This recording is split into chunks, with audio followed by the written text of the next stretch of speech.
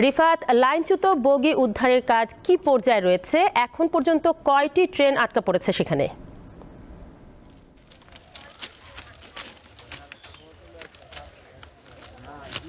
জি, আমি এখন আছি আপনার যে ঘটনাস্থলে। আপনারা দেখতে পাচ্ছেন আমার ঠিক পিছনে যেই লাইনচ্যুত বগিটি এটা রয়েছে, এটি আসলে ব্রাহ্মণবাড়িয়ার বড় হরণ রেল ক্রসিং থেকে একটু ভিতরে বড় হরণ এবং ছোট হরণ এলাকার মাঝামাঝি একটি এলাকায় এই কন্টেইনার ট্রেনটি আসলে এই ঘটনাটি ঘটে।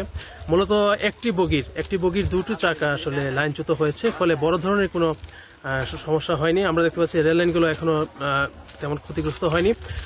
ইতিমধ্যে ঘন্টাখানেক আগেই আপনার এই যারা উদ্ধার কর্মী তারা অলরেডি আখাউড়া থেকে রওনা দিয়ে এখানে এসেছেন এবং যেই বগিগুলো ক্ষতিগ্রস্ত হয়নি সেগুলোকে ইতিমধ্যে উদ্ধার করে আখাউড়ার দিকে নিয়ে যাওয়া হয়েছে। তো এখানে কর্মরত কর্মীরা এখন অপেক্ষা করছেন রিলিফ ট্রেনটি আসলে যে ক্ষতিগ্রস্ত বগিটি এটাকে উপরে তুলে তারপর তারা খতিয়ে দেখবেন যে এটা চলাচলের উপযোগী আছে কিনা। চলাচলের উপযোগী থাকলে এটিকে অন্য ট্রেনের সাথে সংযুক্ত করে গন্তব্যস্থলে পৌঁছে দেওয়া হবে, নইলে তাকে মেরামতের জন্য আখাউড়া নিয়ে যাওয়া হবে।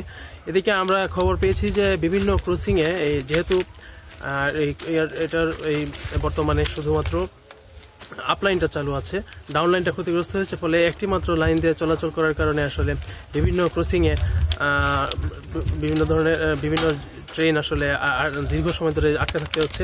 সঠিক সংখ্যাটি এই মুহূর্তে আসলে বলা যাচ্ছে না, কারণ প্রতি মুহূর্তে নতুন নতুন ট্রেন এসে ক্রসিংয়ে অপেক্ষা করছে। তো আশা করছি যে আমাকে এখানে কর্মকর্তারা জানিয়েছেন যে আখাউড়া থেকে রিলিফ ট্রেনটি ইতিমধ্যে ছেড়ে রওনা হয়ে আসার কথা। এটি আসলে কিছুক্ষণের মধ্যেই হয়তো তারা এই ট্রেনটি উদ্ধার করে নিয়ে যেতে পারবেন। ফলে ধীরগতিতে হলেও ব্রাহ্মণবাড়িয়া আসলে ট্রেন চলাচল এখনো সচল রয়েছে। আশা করছি যে কিছুক্ষণের মধ্যে রিলিফ ট্রেনটি এসে উদ্ধার করে ফেললে পুরোপুরি স্বাভাবিক হয়ে যাবে 1-2 ঘন্টার মধ্যে। আমার কাছে এই ছিল ব্রাহ্মণবাড়িয়ার বড় হরণ এলাকা থেকে। রিফাত আর নাবিল যুক্ত ছিলেন ব্রাহ্মণবাড়িয়া থেকে।